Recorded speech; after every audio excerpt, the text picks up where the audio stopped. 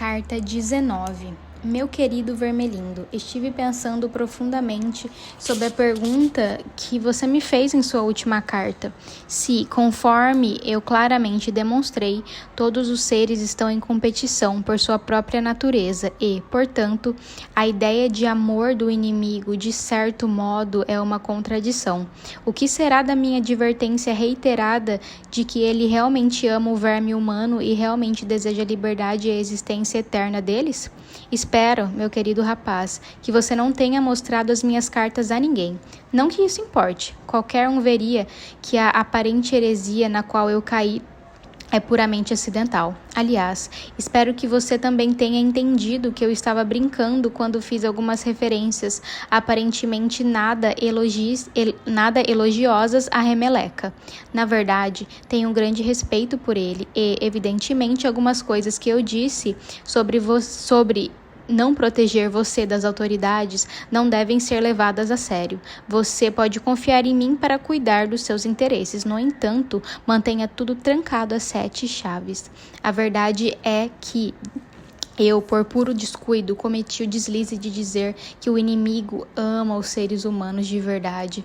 Isso, é claro, é algo impossível. Ele é um ser único e eles são distintos dele.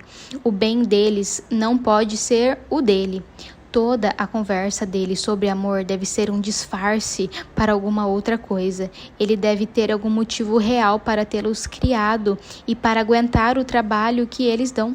O motivo pelo qual acabamos falando como se ele realmente tivesse esse amor impossível é nosso fracasso absoluto em descobrir o verdadeiro motivo. O que ele pretende fazer com eles é uma questão insolúvel. Não vejo nenhum problema em lhe dizer que essa mesma questão foi a causa principal da briga do nosso pai com o inimigo. Quando a criação do homem foi colocada em debate pela primeira vez e quando, mesmo naquele estágio precoce, o inimigo confessou livremente que previa certo episódio sobre a cruz, nosso pai naturalmente solicitou uma audiência e pediu uma explicação. O inimigo não deu resposta, a não ser gerando uma lorota sobre amor desinteressado que ele tem deixado circular desde então. Naturalmente, isso era inaceitável para o nosso pai.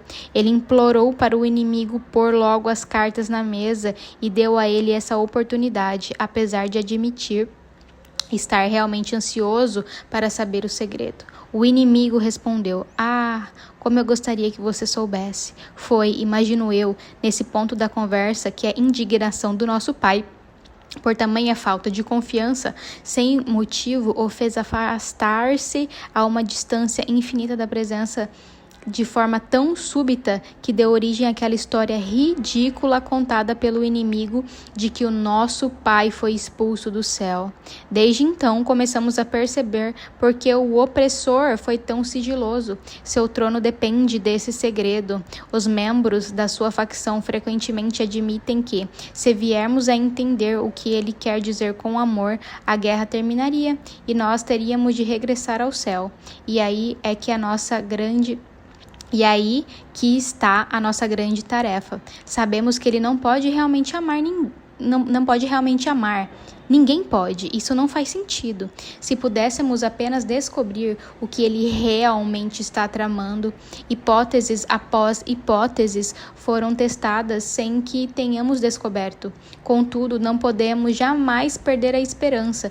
Mais e mais teorias refinadas, bancos de dados cada vez mais abarrotados, recompensas mais ricas para pesquisadores que fazem progressos, mais e mais punições terríveis para aqueles que falham, tudo isso buscado com persistência e rapidez até o fim dos tempos, com certeza não deixará de obter êxito. Você reclama que a minha última carta não deixa claro se eu considero estar apaixonado um estado desejável ou não para um ser humano. Na verdade, Vermelindo, esse é o tipo de pergunta que se espera que eles façam. Deixe-os discutindo se o amor ou o patriotismo ou o celibato ou as velas nos altares ou a abstinência de álcool ou a educação são coisas boas ou más. Você não vê que não há uma resposta? Nada disso importa, exceto a tendência de, dado dado estado de espírito em dadas circunstâncias para mover um paciente particular em um dado momento específico para mais perto do inimigo ou para mais perto de nós.